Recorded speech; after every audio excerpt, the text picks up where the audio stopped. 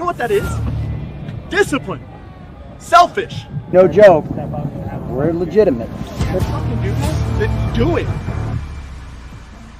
Do it 100% because I'm trying to. We recognize that we are limitless. You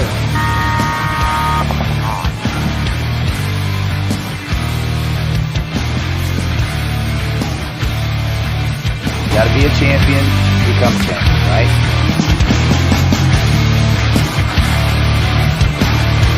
Winning is a habit because we create habits that lead to good execution and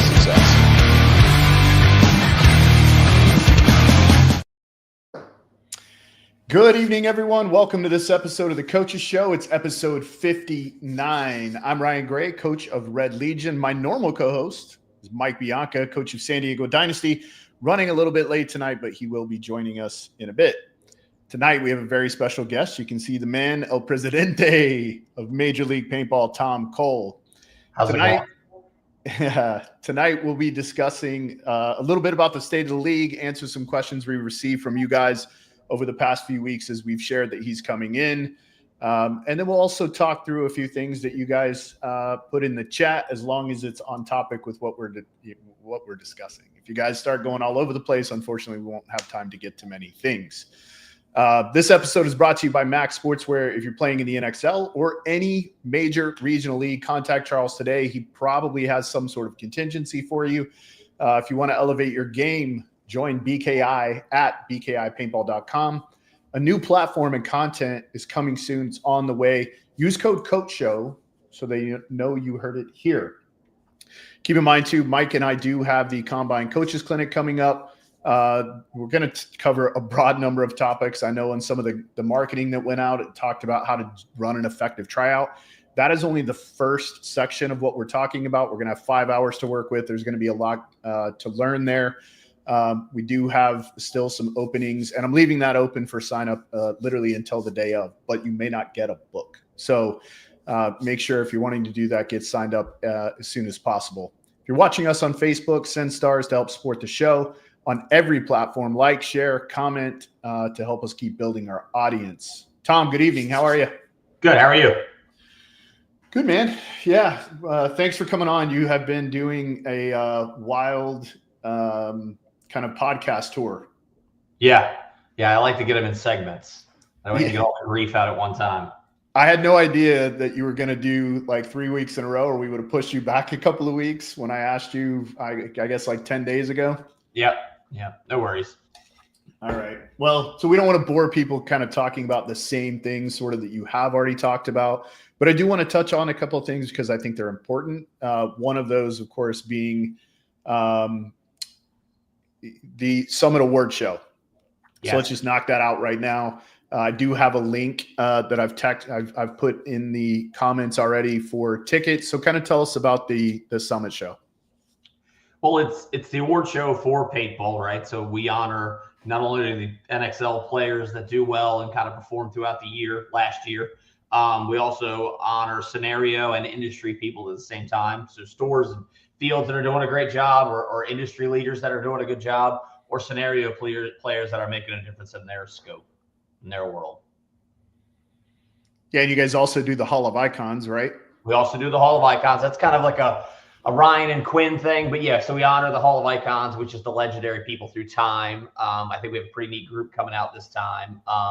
And we're trying to do something to legitimize the game and keep it pretty prestigious. Like it's like, I think the last one went off really well. It was pretty, I thought it was great. You know what I mean? It was like very red carpetish. And we were looking for like an Oscar, Emmy kind of situation there, right? So for paintball, I think we hit it pretty good there. Yeah, no, I agree. Last year, I think everybody had kind of expectations that were set pretty low. And then when we got in, and I can't speak for everyone, but a lot of people I spoke to had low expectations. And then when you got in and looked around, I mean, that was impressive. I mean, the giant screens, the lights, the kind of the setup of the bar with the pool in the middle, like it was very impressive, really top notch. So this year, obviously, don't have that same kind of atmosphere to work with, being in Las Vegas, those kind of things. So how is this year going to be different? Oh, we're in Ybor City, which is like a little downtown club district in Tampa. We have a really nice place. I believe it's called 1920. It's a pretty cool little venue. We're actually going to go look at it this weekend. Just to kind of go into more details, but it's going to be, once again, it's going to be pretty cool. Like, we're trying to obviously red carpet it and make it nice. Yeah, you guys are going to be really close down there at Tiki's, right? Yep. We're going to be right at Tiki. So yeah. So let's talk a little bit about 24 before we jump into the rest of the conversation about 2025. So the league experienced, it's what seemed like pretty dramatic growth in 2025. Yeah. Yes. It was our biggest year ever in paintball, right? I know everybody's always got this thing about, like, in 2002 we were bigger, 2003. This is unquestionably the largest tournament paintball's ever been. Like, we've never had a 600 team World Cup. We've never had a 300 team event other than World Cup. You know what I mean? And so I think every event broke the record for that event, for that time slot or that venue. So last year was a really good year. Are the expectations the same for this year? I mean, we're expecting a little bit of a drop because we're not in Vegas for the first event. I mean, I do think we picked up a lot of the West Coast players that wanted an opportunity to play. I mean, the Vegas event was off the hook as far as team count wise. It was boggled the mind. So we'll probably see a drop because we're in Tampa, not in Vegas. And we are trying our best to find a venue back out west to see what we can't do for 2026. That's our primary goal. But for right now, we're kind of excited with what we got. And yeah, I'm hoping that the trend continues. All we can do is hope and keep pushing forward. Yeah, there's been a lot of discussion about West Coast events, and I shared some of this on one of the shows when we kind of released the schedule and we talked about it a little bit, because I know what you did just because I talked to Kevin and others about your travel. Do you mind just sharing really quickly the number of places that you went to on the West Coast so that people have an understanding of how hard you tried to find a place there?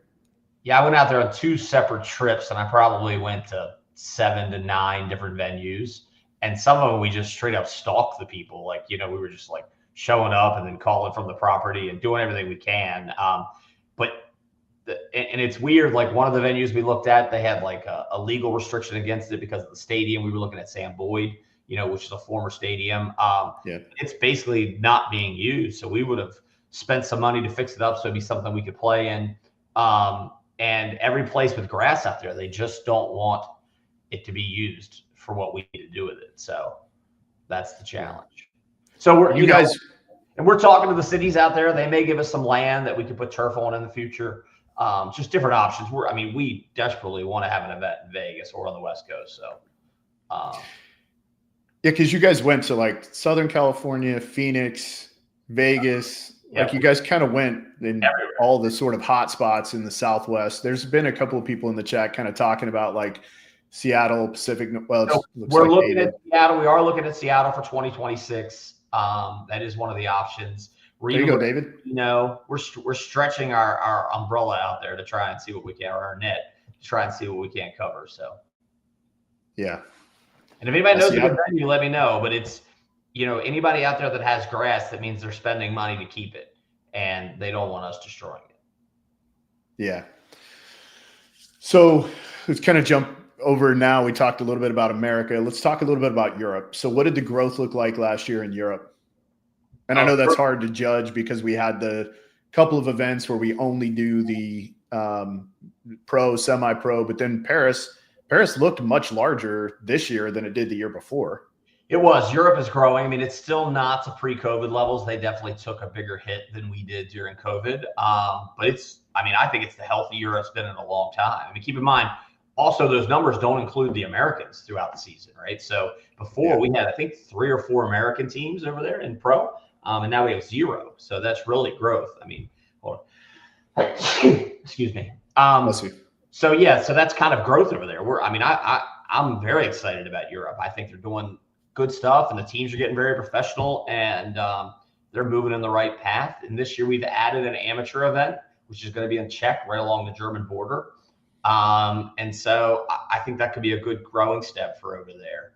And I'm over there next week to go kind of meet with Stores and Fields to kind of help hype that event up and build that up a little bit. And that's the Contenders Cup, right? Contenders Cup, yeah. So we'll have the European WNXL playing at that, and then some amateur teams. So will the WNXL then play 4 events? No, we pulled them out of one of the events. I see. Okay. All right. Well, I mean, it is nice to see kind of a standalone event that is at least going to have some divisional teams. Yeah. Like that is one thing. Yeah, we needed to give the divisional guys someplace to play, or they were just going to go away. Yeah, that is one of the things over the last couple of years when I've been there that it's weird. It's weird. Like when you go to the event, when there's only the 20 teams, the 20 pro teams, 20 semi-pro teams, it's weird. It feels like a local event. You know, it feels odd. It's been good though for us. I like them. Yeah. No, I mean, the events are good.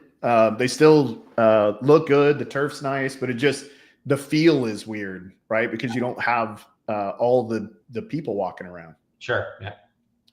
Yeah. When the Summit Award categories and finalists be announced. Yeah. Great question. So we will be doing that probably in the next 3 weeks. I know Quinn is all over that. He does a lot of the NXL stuff, and I have meetings on Wednesday with some of the scenario people and Stores and Field guys next week. So I would say in the next 2 weeks. Yeah. 3 division. Will there be a division pros can play in Czech? No. Other than I. There you go, Grayson. No. Yeah. I kind of like that it's just a well, it's funny. I actually texted Jason. I was on like a European call the other day, and I texted Jason, and I was like, really need to come up with some type of Ryder Cup thing, something where the pros of the U.S. can play against the pros in Europe, and that would be a perfect venue for it, right? Because it'd be a limited amount of games, and the amateurs would still take priority, but we would have something else of like media worthy, right, to kind of get it going. So there is a chance, Grayson, that we'll come up with something here in the next couple of weeks to kind of make it a unique event. But that would be for 2026. No, I mean we could throw in like a Ryder Cup type situation if we came up with a good idea. Oh, at that event in June. Yeah. Yep. Oh yeah, that'd be cool. So like, whatever. Led's really pushed this for a while there. It was like good idea. We just haven't been able to actually materialize it. And that'd be like, the best 3 pros playing different formats versus the best 3 pros from Europe in like a series of formats or whatever to kind of see. So. All right. So since you're talking about formats and 3-on-3, let's jump in. That's literally my next question. Jesus. And I don't even know if you're at liberty to talk about this. Can you share any of the talk about anything? What do you got? All right. Can you share some? So I know you guys are doing some testers out at Giant in a week or two. Is that next weekend? Next weekend, the weekend after ICPL. Right. Yeah. So what are the ideas that are floating around? And again, I know this is like you're looking for something. I just want to preface, you're looking for something that's like can be maybe more media driven, that kind of thing. At least I think so. Like, what are you throwing around? What are the things you guys are testing? And this is really Randy's idea. Randy from Houston Heat, he kind of hit us up at World Cup and was like, let's do a tester, right? So I like doing the stuff at the events, right? Because to me, we're already there, we're built, everybody's kind of hyped for it. The teams don't necessarily like that because they don't want to get hurt. They don't like the sideshow. They want to concentrate on what they're to do. So we have some difference of opinions there between the two of us, teams in the league. But this is a way that we get bombarded with ideas for formats constantly, right? And until you play them in a competitive environment, you don't really know if they're going to work and how they're going to play out and how long they take to play and all that kind of stuff, what's effective. So we are trying to test some stuff out in Texas to kind of see how that goes. We'll film it and we'll kind of talk, once we get a couple ideas narrowed down, then we'll shoot a show with it or whatever and see what everybody thinks of it. So you are going to film it? Yeah, we are going to have at least parts of it. We will be filming different parts of it, yes. It's not going to be a full live webcast, but it will be filmed so we can kind of review it, see how it looked on camera. And we're also testing different camera stuff out. So we're going to, when we talked to ESPN, they had said that they would like to see barrel cams and goggle cams. So we're going to test some of that this year in an event. It didn't really matter. It was I was very happy and proud of the pro teams when they elected to go ahead and wear the GoPro, right? Usually the pros are super apprehensive about doing anything new, especially at an event where they're going to win. And they both universal were like, yeah, that's what we got to do. That's what we got to do. So, but I would feel better testing it before an event to see what's going to happen. So certainly makes a lot of sense. Christian in the pits asked this as well. He said for the testers for that weekend, will it be open to the public to come and watch, or you guys, you going to shut it down? Come on out. No, you can come out. There you go. Yeah. So it'll be a giant sports park in Plano, just outside in Plano and Allen, Texas. If you guys want to, in 2 weeks, if you want to go check it out, I think it's going to be, I would love to be able to get down there, but unfortunately I'm going to Alabama. So I'll be there with Mike Bianca. Center of the universe. Yeah. By the way, I apologize, Tom, for being late. I was working with my new team and just landed from Mexico. I know. Since the last time we talked, you both have switched teams, right? Since last season, right? So yeah. So it was an incredible experience. I was hustling as fast as I could to get back here because I didn't want to miss this because I'm really excited about hearing a lot of this stuff. It sounds. I can't wait to go back and rewatch that first part or get the recap from Ryan on what you were just talking about.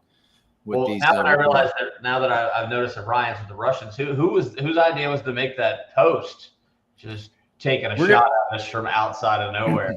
We're actually going to get there. It's in here. It's in my notes. Got it. It's not like he sent that letter to us in advance. You know, he just fired that off on Instagram.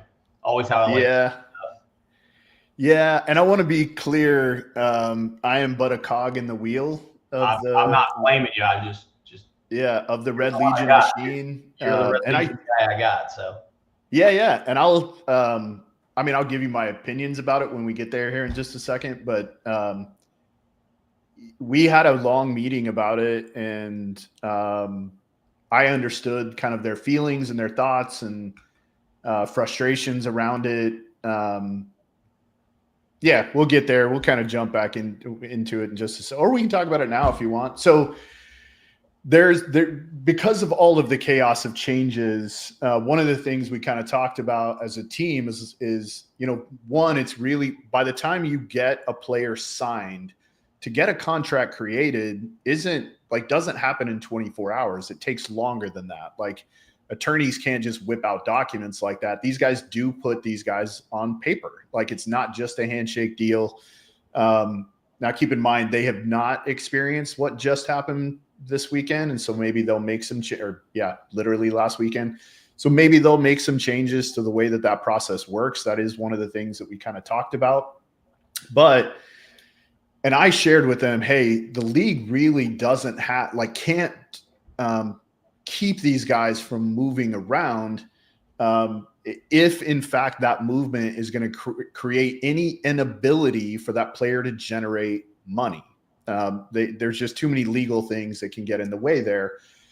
After the fact, I really started thinking about some of the rules and some of the things that have happened over the last couple of years. One of the big things I thought about is you guys created a rule where if a player plays for a team for the first whatever X events, and then by a certain date, whether it's before the third event or fourth event, whichever, I think it's right before the fourth event, that player is locked in and can't move.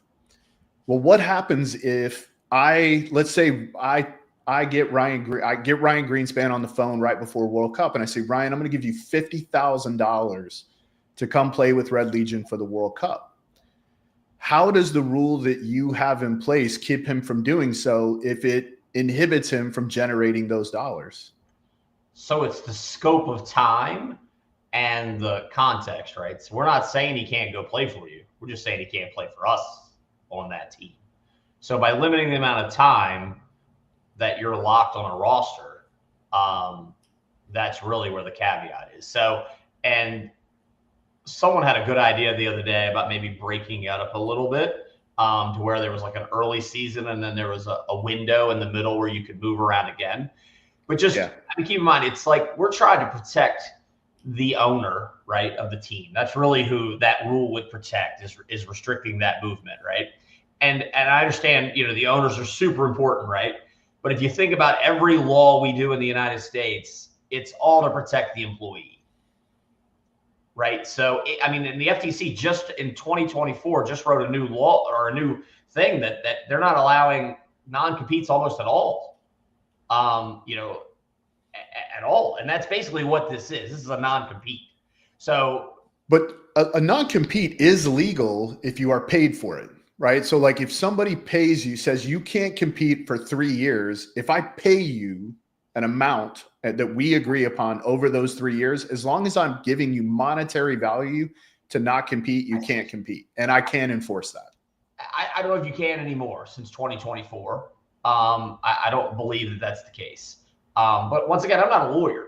And so, and everybody that hits me up about this, and there's been a lot lately, you know, if a team feels wronged, I mean, we in the United States, luckily, we have a system for going through all that. It's called the court system. So if you have an ironclad contract, the contract is between you and the player, and it's arbitrated by a court system. So take them to court. I suggest strongly to every team that feels they've been wrong to take them to court, because we just don't have the ability to arbitrate that. You know what I mean? Well, then how can you enforce the rule that you make where you tell a player they can't leave after a certain, so technically that rule really means nothing and you can't enforce it. So we're not saying that they couldn't sign for the next year. They basically just have to sit out those 2 events before they. But how do you enforce that if it inhibits the player from generating additional commerce? How is that enforceable? Because we can lock the rosters. We could say that you can't switch people. So you could technically you could do the same thing before the first event if you chose to. If you said, hey, you sent us a message, you, the player, sent us a message that said you were playing for XYZ team. Yes. You told us that you were doing that. And we put that marketing out there to the world to see. Forget the marketing side. That's not the angle, right? We can just No. But for me, it's part of it. It's part of it because now as a player, I have to say to someone else who is a member, who is a league professional, works for Major League Paintball, and I say to that person, that representative of the league, I am playing in 2025 for XYZ team, and I want you to put this marketing out there, and then after the fact, change it. That's why the length is everything, right? Reasonable length, right? So if we could just say it's 10 years, right? You could just say, hey, for the next 10 seasons, you're going to be locked off. That's where you run into problems with court of law, right? Because in the end, they want to protect the kid, right? So what's going to happen is you're going to end up with, we'll pick on Bart, right? You're going to end up with Bart, a guy that's wealthy and owns all these companies, and he's going to be fighting with Mouse or Tyler Harmon, right? And he's going to say, he's going to be a sympathetic witness. He's going to say, look, they're messing up my abilities. They're sitting me. They're benching me. I'm losing my opportunity, and they would sue us. So right now, if they wanted to sue us over 2 events, potentially they could. Right? Potentially they could.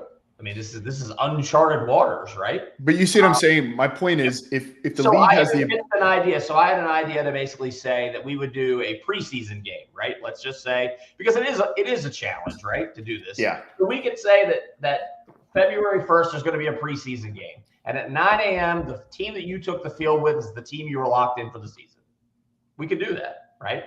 The problem is the person that and we have an owner, right? And that's one, so we have 20 owners, but we have 200 players, right? So the person that's restricting is really the player. So let's just say I signed with your team. So I'm playing for the Red Legion, right? And then you guys realize I'm not that good. Or you just wanted to stop me from playing for Dynasty because everybody wants Tom Cole to play for them. So you try to stop me from playing Dynasty. So you just put me on your roster and you sign me to a deal. And you pay me $10,000 a year, but then you never play me, and then you don't fly me to the events. Then I have to then the league has to get in there in the middle. He's going to say, hey, this isn't fair, and then we're going to have to go in there and do it. That's why I'm trying to do it in a very small window to protect integrity. So so we could do something like that, and I did pitch that idea. But in the end, I realized the person we're punishing is the new kid that gets picked up and then just gets told he's loading pods every event. Yeah. So, and that's another thing. Everybody's like, you signed a contract, like it's binding. It's not. So let's just imagine, we'll use Dynasty because they have probably the most pull without money, right, of any team, right? So let's say I'm a kid and I'm playing D4, and they come and say, hey, we're going to sign you to a 20-year contract. We're going to put you on the Dynasty D4 team, and you can't play for anybody for the next 20 years. We're going to pay you $1. Is that contract binding? No, right? Because of the scope of the contract. Yeah, that's not reasonable. Sure. It's not reasonable. And so, in my opinion, I feel the whole season is unreasonable. And so, yeah. And I have talked about this with attorneys, right? But I am not an attorney. So, and that's why I offer to every one of these teams. I mean, these teams are spending big money in this, right? To get these players to secure that stuff. I would be shocked if the Red Legion signed a guy to a contract that was binding. You would be shocked if they signed a player to a contract that was binding. Yeah, I mean, so many of them aren't, right? Like, there's so many things I read in some of these contracts that I'm like, hey, you can't do that, and you can't do that, and you can't do that. The situation is if I hired you to mow my grass, right? If I said you're going to mow my grass, and I said I'll pay you $100 to mow my grass, and then you don't mow it, so what am I going to do? I'm going to take you to court. The judge is going to say, well, did you pay him? And he's going to be like, no. And he's going to ask you, did you mow the grass? You're going to say no. He's like, all right. Both of you are breaking the contract. Yeah. Neither one of you executed it, and it's done, right? So yeah, no exchange yet. So my point is the league saying there's nothing we can do isn't necessarily true. It's just not water you guys.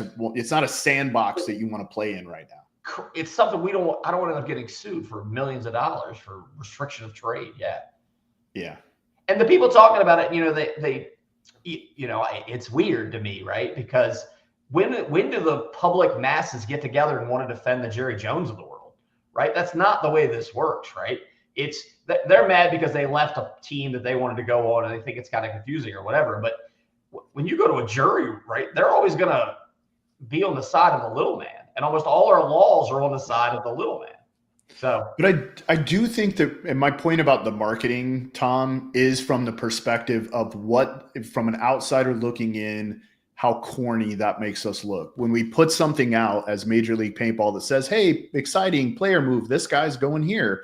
And then 3 weeks later, it's like, oh, sorry, we screwed up. Now we're going back, right? It's like, yeah, but that's that's why I said, like, if you don't think that happens in the NFL or every college team in the world right now with the NIL and the portals, you know what I mean? I mean, that's the world we live in.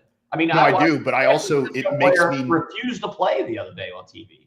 Right? It literally makes me not want to watch college football anymore because I'm fans of players, not really fans of teams, and so it gets college football is so screwed up right now. It's not even fun.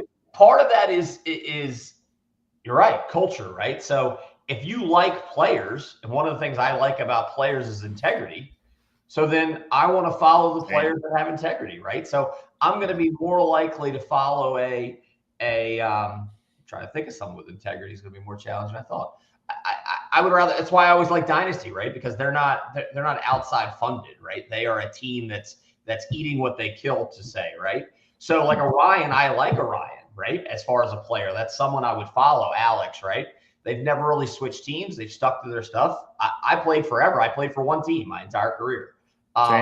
So I like that integrity in a player. I don't want, a mouse that jumps around all the time. You know what I mean? And it's the same way in the NFL, right? I like players that are respectful, right? Like, I don't like guys that dance around and taunt and do all that stuff. It's just not my personality. And there's going to be another consumer or another customer that likes that. So that's how you identify with who you identify with and who you root for. Yeah. Hey, I do want to answer this really quick, Christian. Cody was cut from Diesel, so he was allowed to go to Revo. Correct. Yeah. That's the caveat. Yeah.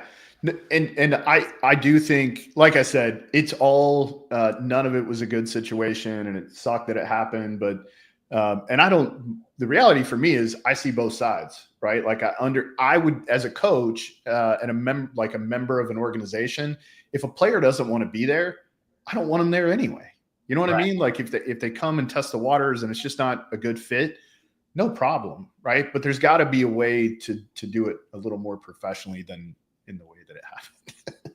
It's not good. And I'm not going to spill all those beans on here. But my point is, like, the league could do something, but it's just not, again, a sandbox the league wants to participate in right now. That rule where we lock the rosters even though, again, you could probably be sued for that if in fact it was found that you were impacting someone's ability to earn income, but you do it because it's the right thing for the league. So like the league could make a decision to make the offseason look different, but it's just not a sandbox you want to play in right now. Correct. And I think it wouldn't hold up in court. Yeah. Well, I don't think player contracts would hold up in court, right? So that would be the first step. Right. And I also think that another aspect of that was the player aware of the fact that rosters locked after this particular time, and then they tried to leave after that. So they had the understanding prior. So prove that in a court of law. Thank you also for illustrating more of my point, right? Is like if there was a rule, because really the rules that we have like that are really just an understanding. They're not it's not really something that is enforceable, right? If, again, it went to court, may not be. Who knows? And maybe it is. Everything is tricky, right? Because so almost everyone that has this type of situation has, a collective bargaining agreement and a union, right? So the problem is there's no other choice for these players, right? And I'll be on the wrong side of this conversation, but like anytime, anything we say, like a player has to do A and B, right? Whatever that is, right?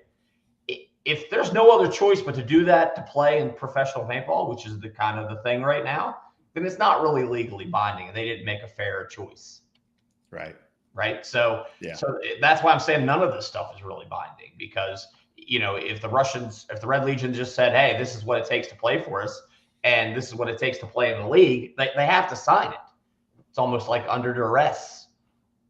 Yeah. So Joey, that's exactly what he's talking about right now. Joey Dipolito asked, how can you be sued if everyone signed an agreement with the NXL? And said team, because the agreement itself wouldn't be bindable. Well, that's how. And let's clarify something. So I don't know, and I have no way to prove if people were paid. Right? Yeah. Legally, right. I can't ask anybody whether they were paid. Right. So the contract isn't with the NXL. Yes. So if the NXL got involved and we said, hey, Ryan, you're going to pay me $100,000 and then I'm going to pay a player $80,000, right? Then there'd be something in it. But right now, we're not, we have no involvement at all. We're just the place that these people are playing. We're like the office building you guys are hiring your employees to go to work to every day. Right. So it's not our fight. Everybody wants us to be our fight. I don't know why, but it's just not our battle. Come on, Tom. You got to get into the indemnification of it all. Yeah. Right? No, because I do on a daily basis on my own, let alone getting involved with all the team stuff. As an insurance professional, I can tell you he doesn't want to be involved in any indemnification. Right. Like then everybody's got a claim. Everybody's got a claim. Everybody. And this is one of my funny stories. I arbitrated for the Ironman at one point in time. Both Bob and Dave Youngblood called me and said, hey, we trust your opinion. We know you're going to do what you think is best. We want you to decide how the name is split up between the two of you. And I said, sure. And I just made a decision, and they both said they were going to sue me. And I did this voluntarily with no money exchanged hands. So now I am liable for something that I didn't gain anything by. I just agreed to be the unofficial arbitrator. So it's a brutal world we live in. They didn't end up. All right. We beat this thing to death. Let's move on because we have some other really important stuff so just so everybody understands, Tom's bride, it's her birthday and he's going to be out of town. So we have him for a limited amount of time. And I want to get to a couple of these other, because we could keep going back and forth on this all night as we do. But it's always fun to talk about it. And I love the open conversation and I appreciate the honesty. And all right. So you and I talked, and I'm going to go to this one first. So somebody happened to catch me and some moms at Paintball Fit kind of talking about youth paintball. And we also talked about this with Thomas Taylor when we had him on the show. Seems like and we have a cool problem right now. I think there's more kids playing paintball right now than I've ever seen. It's a pretty awesome problem. Like the youth seems to be getting, the youth segment seems to be getting bigger and bigger and bigger right now. And it's happening at a pretty rapid pace, which is awesome. They all have kind of shared the same concerns. One, like it's very challenging for the kids to be able to play enough tournament, like as many tournaments as they can because of how quickly and rapidly they're collecting points. And I know there's been lots of discussion around, like, can there be a tiered system? Like, if they're under 14, they get 25% of the points. Under 16, they get, 50% of the points. And then at 17, they get 75% of the points. And then at 18, now they're getting them all. Is there a way that we can, because anytime we're inhibiting kids' ability to play more, it seems like that's a bad thing, right? It is and it isn't, right? So let's take, because the scope of a kid is drastic, right? So if your 16-year-old kid is playing for Team America and playing for a super high level D4 team, right? And then there's a kids tournament, and then they go and play in that kids tournament with what we're trying to say is new kids that are just now coming into the sport. There is such a quick learning curve, and then that just brings death and destruction. I mean, you watch the American kids team play in Europe, right? They're not. This is not pee-wee football or something. Yeah. These guys are out there just destroying people, and their paintball IQ is really high. And so we have to be aware of that and try and protect these people against that. But because typically in traditional sports, almost every sport that I can think of where paintball is unique, but is when you're 15, you play only with other 15-year-olds or 14-year-olds. You don't suddenly go play football with the adults and then come back and play with the 15-year-olds. And it's the cart before the horse kind of thing. Like we have so few kids events and so few kids teams that kids end up playing on mixed teams. And the skill that they gain playing those mixed teams does not lend them best to go back and play with just amongst kids. If that makes sense. So we need to stop and start having kids only playing kids divisions. And once you play out of that, you're out of it. And they can't really play for club teams, right? They can't go play for the Dynasty D4 team because that is a quick evolution. Yeah, the tough part would be if in the areas where there's not youth tournaments, right? Like what you're saying makes perfect sense. Right. If all the regional leagues have youth tournaments, but if they don't, then these kids are forced to play with those teams you're talking about. They have to play with D5 and D4 teams because they don't have a choice. That's why I'm saying the cart before the horse. We almost need as an industry to create a local kids league that they kind of have fields run or the local leagues run. Because like even on me, like I argue people are like wanting to have a circuit for kids or whatever. And I think that's counterintuitive, right? I don't want kids traveling all over the United States trying to win the kids bracket, right? Like I don't want to create that environment. I don't mind having them play our events, and I like to have them play our events because we can give them a good experience, and I like them to come to World Cup. But I don't want a kids circuit playing the national circuit. There's just not enough of them, and those kids, once again, those kids are going to evolve very rapidly in this sharpened sword environment, and then when they go back, they're just going to, they're like a wolf being let go in Australia. You know what I mean? Where they have no wolves. Yeah. Here's the other question. I've got two people in the chat. Hopefully you guys knew that's where I was going with this. So the next part of the question or the problem kind of with youth paintball is right now the way the rule is written, which is different than any other youth sport, is I can start. So if I'm 15, I can start the season playing with my youth team, turn 16 a day before World Cup, and I can't play World Cup. Yep. There has to be time when you can't be 16 anymore. No, I get it. But there should be a date for any. So it's like if I'm a U14, and again, my daughter grew up playing club sports her whole life. And so we had to deal with this every year. But like on March 13th, I'm using that as an arbitrary date, but March 13th, if you're X age by March 13th, you play in that division for that year. So that way I can play with my same team all year long, and then even so on and so forth. So are you saying that like if that one player is going to be 16 the day before World Cup, he should know that and then not play the youth? No, I'm saying that date is arbitrary. So, and I do have on my to-do list, my very large to-do list, to try and get some concerned people together about the kids division and get the minds together and kind of come up with some solutions, because we really let the group decide this in the past. Jennifer Montresor was one of the big people pushing the kids thing. So they actually asked us to host the kids league. We did not necessarily write all the rules for the kids league. Yeah. And we disagreed with a lot of the rules. We made suggestions, and, you know, but we didn't, you know, in the end, it was their thing that they were trying to do. And now we're kind of like moving it forward, right? Because it is important. So we do want to revisit that. So I'm not defending the choice. I'm just saying at some point in time in kids sports, there's always a problem.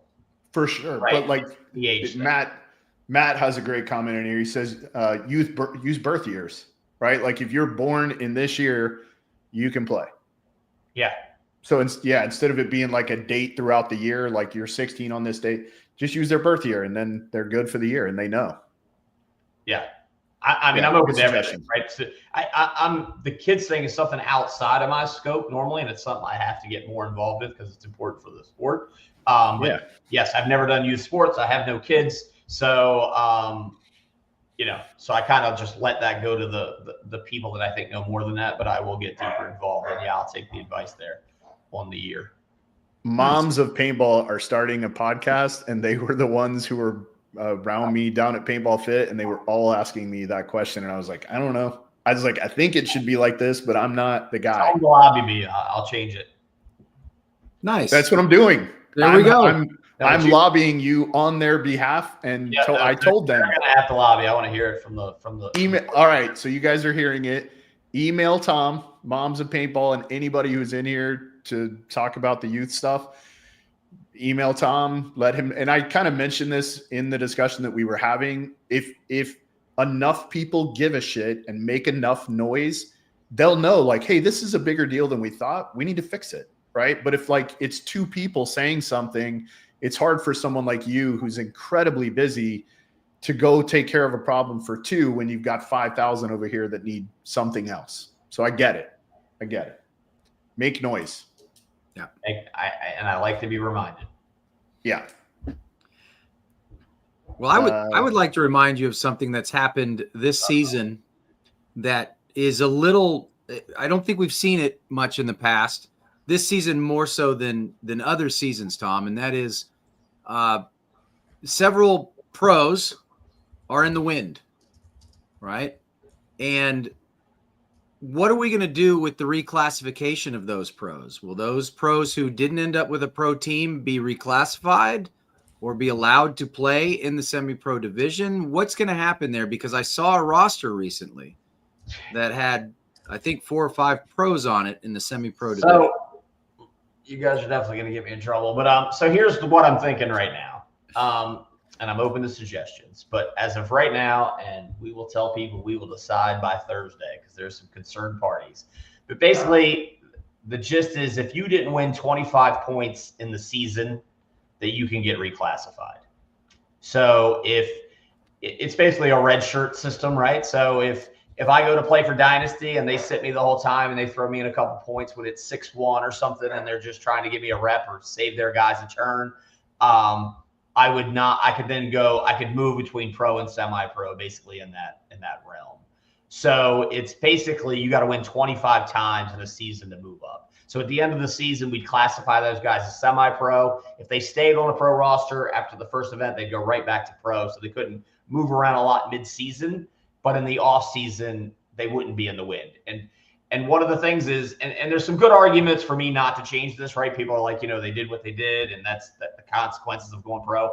But historically, pro guys didn't really go to the wind and then still want to continue to play, right? And so a lot of them just aged out, and then that was their time to get out of the sport. But now we see a lot of them with the desire to stay playing, even maybe at a lesser level, but still play and hope to either resharpen their bayonet and get back in there, or you know, just kind of fade out because they love the game, right? And I don't want to lose anybody, right? So, and I definitely don't want to just class people out of being able to play at all. And that's what the pro class is. Basically, if you don't get picked up, you have no home, and you just have to go pick up bowling. And bowling doesn't need the help. We do.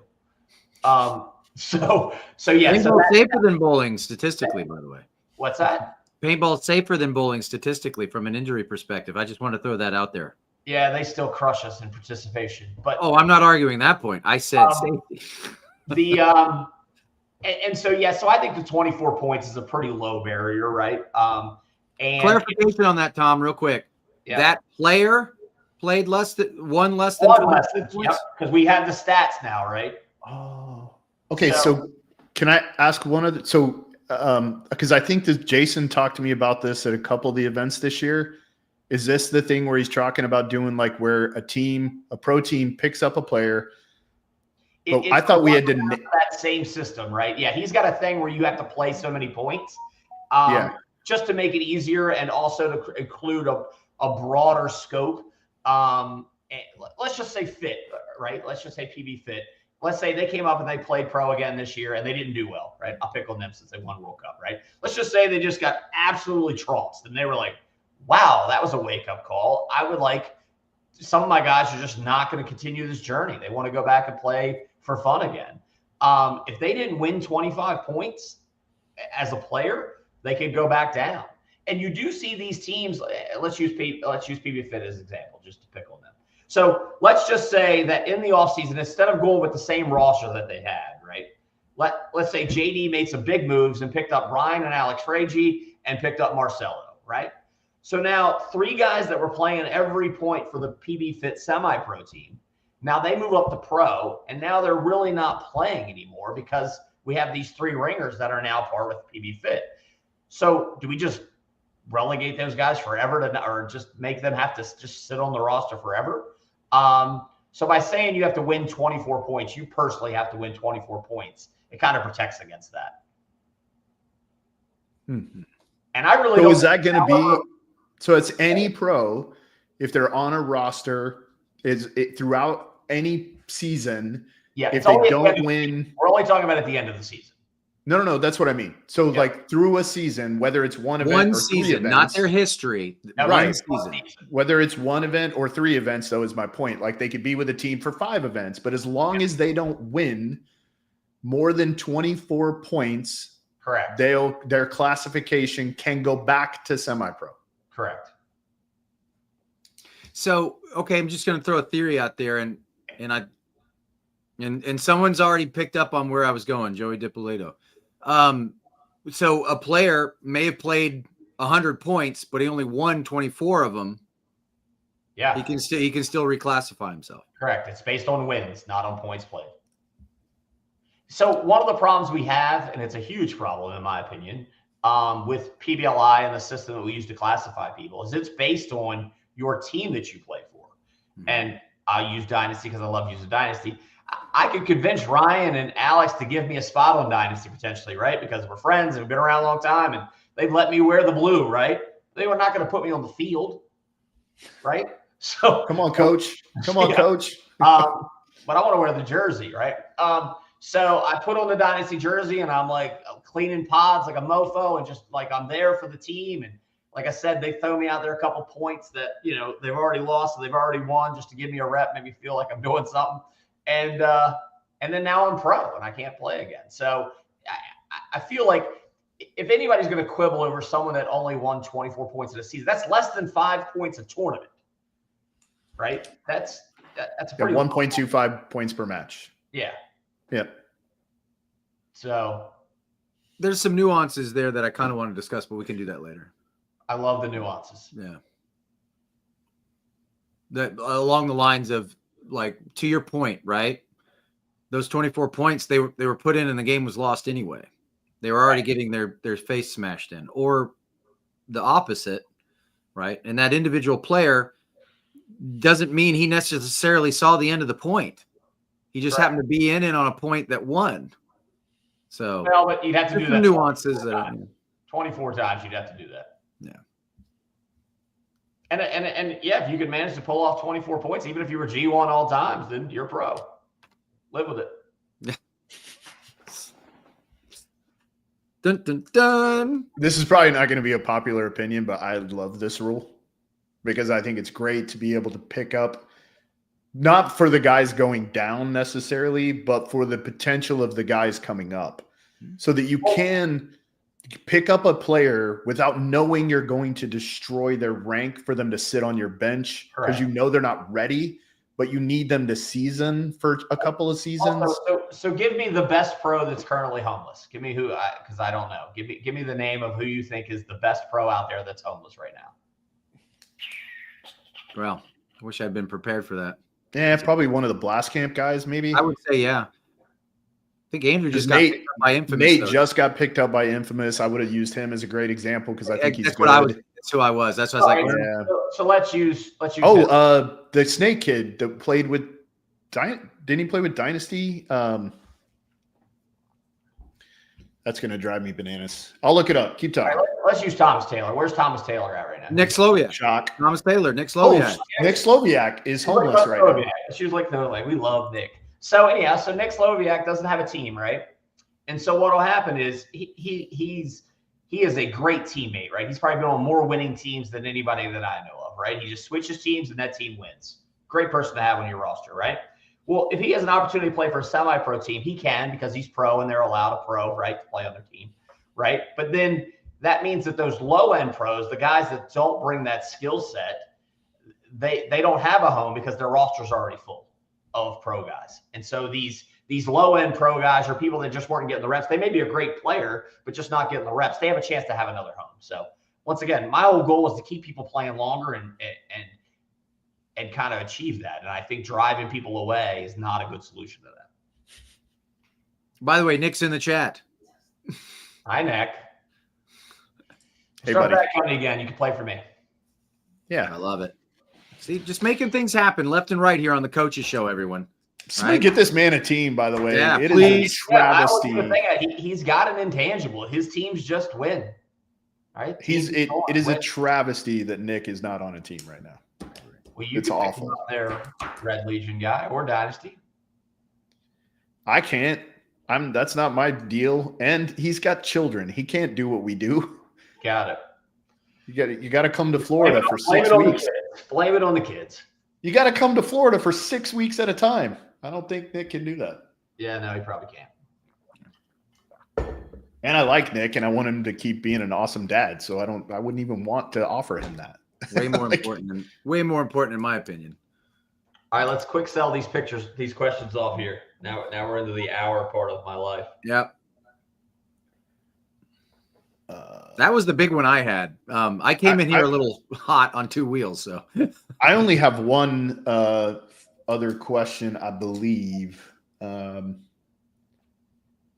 I only have one other question. So you and I kind of talked about this in Paris about being able to classify coaches the same way we do players, where when we do a roster in APPA, we name a head coach, right? That way, these teams, these divisional teams that are kind of looking for coaches, a coach will also have a rank, right? And they know that person wasn't just a pod runner, but it's an actual coach. And I've had several teams and coaches ask me about that. Like, hey, how do we know if this person's legit? We don't know if they're really a coach. And you tell them, go do research. And they're like, well, how do I do that? Well, the easiest way to just be classify them like you would a player, but just as the head coach. So they would get whatever the points were for the division, just like a player. I would love to do that. Do it. Make it happen. Do it. Let's go. I can't really make any of that happen, but I know you got to talk to your boss, Chris. That does it, yeah. But wait. You can change the division names, but you can't. I'm so confused, Tom. I can do it, but I physically can't do it. You know what I mean? So I have to make someone else do this. So no, I got you. Putting that on my to-do list to make sure someone does it. Yeah, so I tell you what would make my life easier, we'll put you 2 coaches on there. Come up with a description, because we have now moved on to not just one coach, right? Yep. So I don't know the typical roles of all of you guys. So come up with like 2 or 3 typical positions that they could say they are. Head coach, assistant coach, statistician. All right, well, write that down for me. So we got this. I'll email it. It's kind of mapped out. I'll give a shout out. Pat McKenna is the one that gave me the idea about having the windows. By the way, I didn't want to steal the credit for that. So he's the one that said, let's have a early season window and a late season window.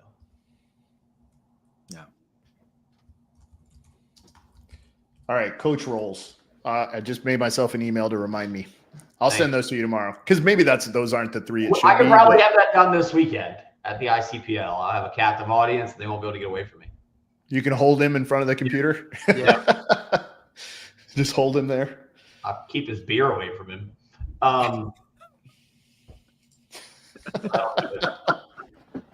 This is what never a dull moment here on the Coaches Show. That's what 10 mans are for, man. That's right. 10 I don't do live shows. It's always a chance you get fired after one of these. Speaking of which, did Kevin Fillers give you? I had a bone to pick with you. Did he deliver the message?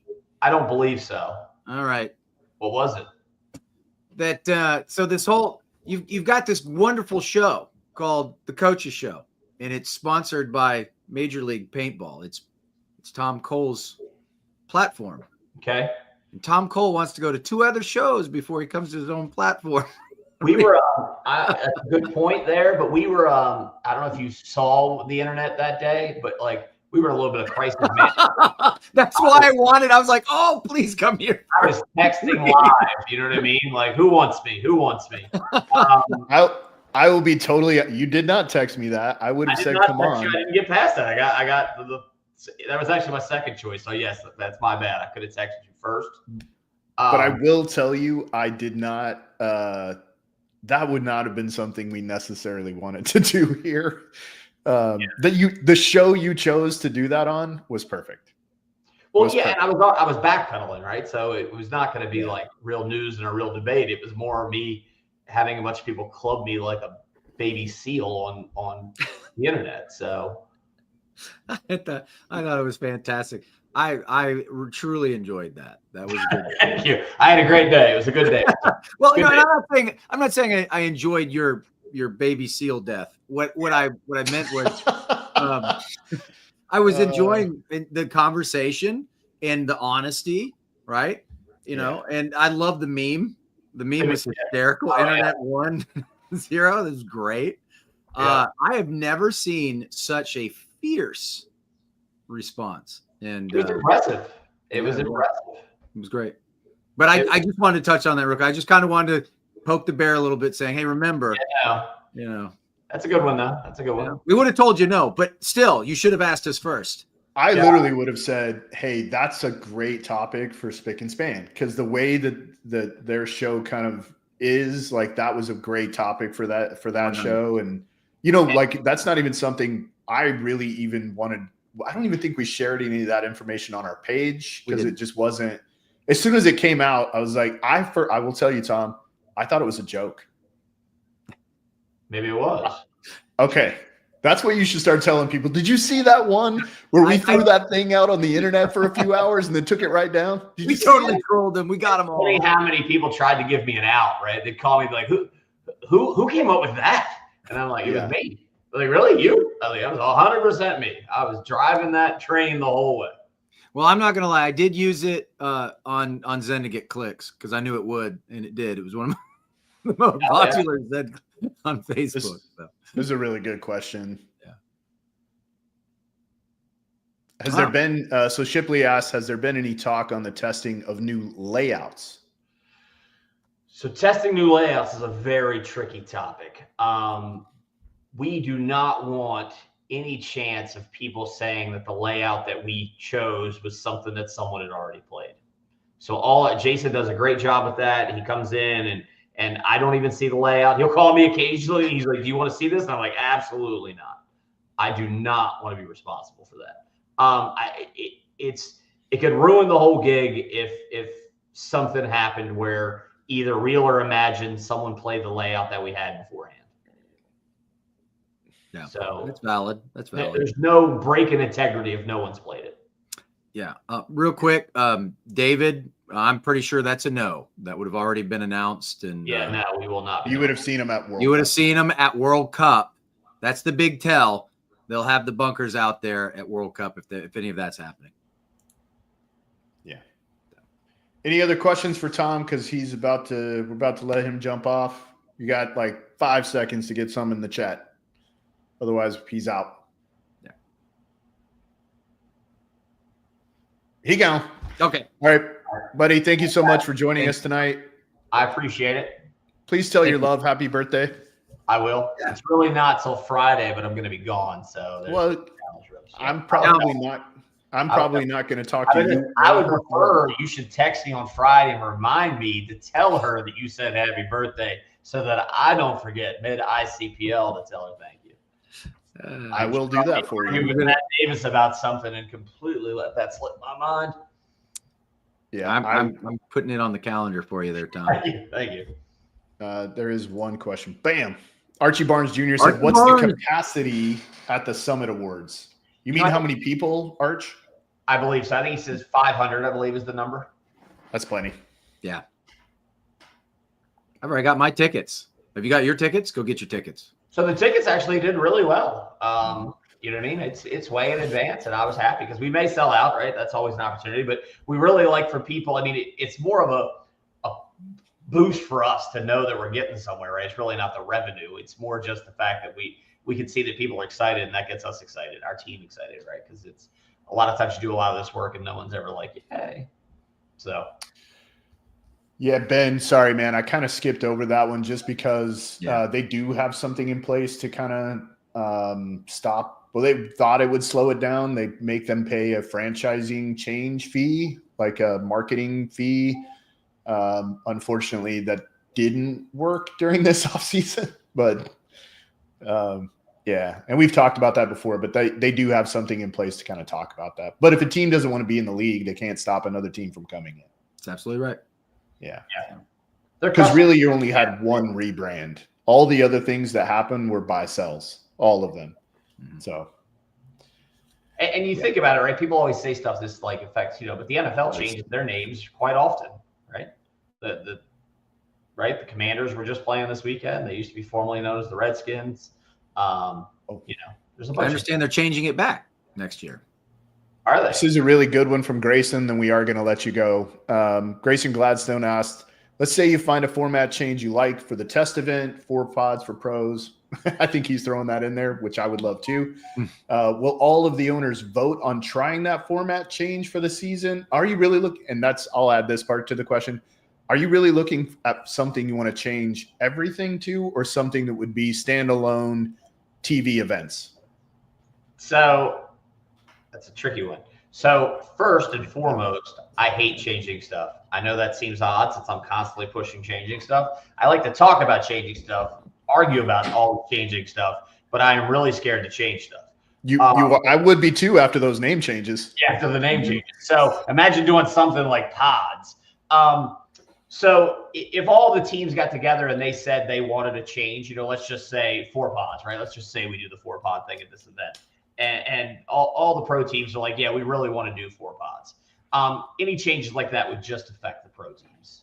We wouldn't have that be a trickle down thing. Because the problem is in the end, like the pro teams are not necessarily have the same troubles that a divisional team has, right? And same concerns and same stuff. So, and I also don't want to do television only programming. I'm not saying that that's never going to happen, but I am that whatever we're playing as a pro division in the NXL and the actual NXL events is what we should be putting on TV. And we even talked with ESPN initially when we were like, because the time frame for that Atlantic City event was going to be really challenging. And we talked about maybe doing a standalone event just for them. And they were adamant against it because they felt like the emotions wouldn't be the same. And I agree, right? Like, when you're playing a real tournament, it's the real deal, right? Like, Paintball Fit was excited to win World Cup. We didn't have to do any like acting. You know what I mean? So if we would have filmed that, the moments would have been true. If we would have done it just a 4-team one-off in Alabama, winning it would be what they wanted to do, but it wouldn't be like something you're crying about or kicking the referee over. You know what I mean? Yeah. Yeah, no, it was what a moment that was, man. Maybe the coolest one I've seen at a World Cup in a long time. Yeah. Super excited for those guys. I predict someone else is going to win this year, another new team. So that's my hope. Now, maybe it's going to be the Tauntauns, which I don't know if that would count as a new team. But, I predict someone other than the Big Six are going to win one. I like it. I would love to take that bet. So now wait, are you including Paintball Fit in the Big Six? I am not. Okay. I was going to say I'd love to make that bet, but I think if the paint's good this year, consistently, Paintball Fit I believe, will have another opportunity. I think the Hurricanes might also surprise a bunch of people this year. I agree. Well, I think once people can see that it is possible, I believe people are going to believe it in their souls more. Yeah. And then make it happen. Yeah, what PB Fit has done in the last 2 seasons is remarkable. To win every event in a semi-pro year, which has never been done, and then turn around and not just win an event, win the World Cup in your first year as pro is. What I find really weird is they have a model that's different than what all the other winning teams are doing, right? Which is they are coaching up talent, local, and practicing paintball a lot, right? Playing paintball for the love of the game, not for the love of money, right? We'll take that shot. And it's like everybody just doubled down on the other thing this year, right? Instead of just saying, you know what I mean? Like, let's spend that $500,000 and let's build a good team that's local to my house, and we're going to grind it out every weekend and we're going to play it out. Nope. We're going to double down on more superstars that are going to make things happen. So here's what I literally had this discussion this weekend. If 2 players of one of the teams that got picked up, the salary of 2 of those players, you could have built a Paintball Fit.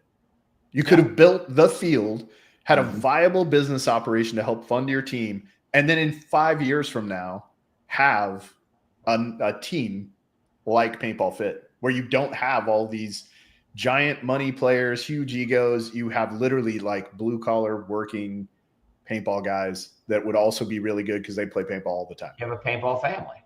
Yeah.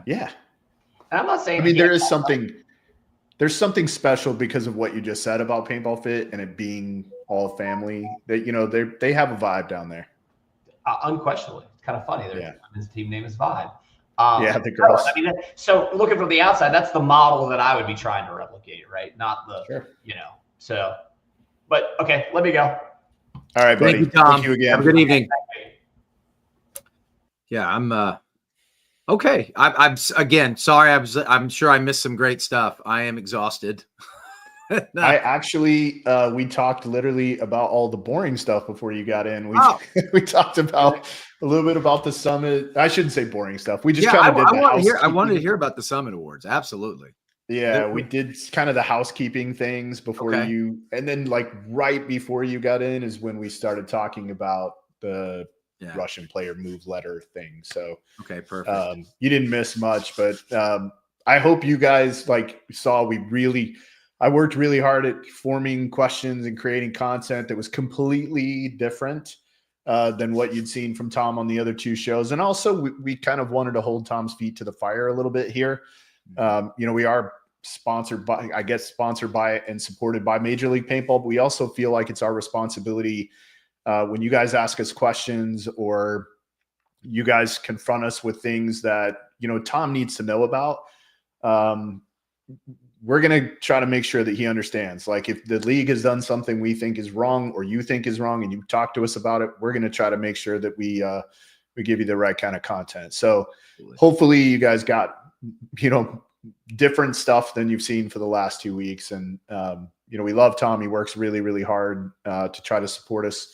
When I say us, I mean paintball, period, to try to support us. But also it's important to keep him moving in the right direction because sometimes he does. We just experienced it, the changing of the names of all the divisions. Sometimes he gets a little wacky. Yeah. Sometimes he gets a little wacky. Yes, he does. Tom's a wacky guy. Yeah. All right, guys. Well, thank you so much for watching this episode of the Coaches Show.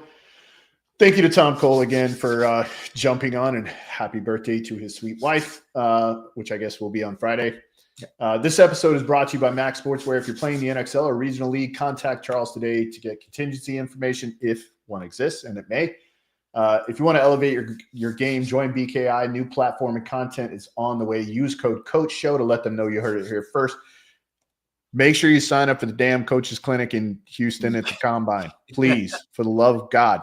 If you're coming, get signed up. Otherwise, I won't have all the material for you. I'm leaving really early on Friday morning. Yes. Yeah.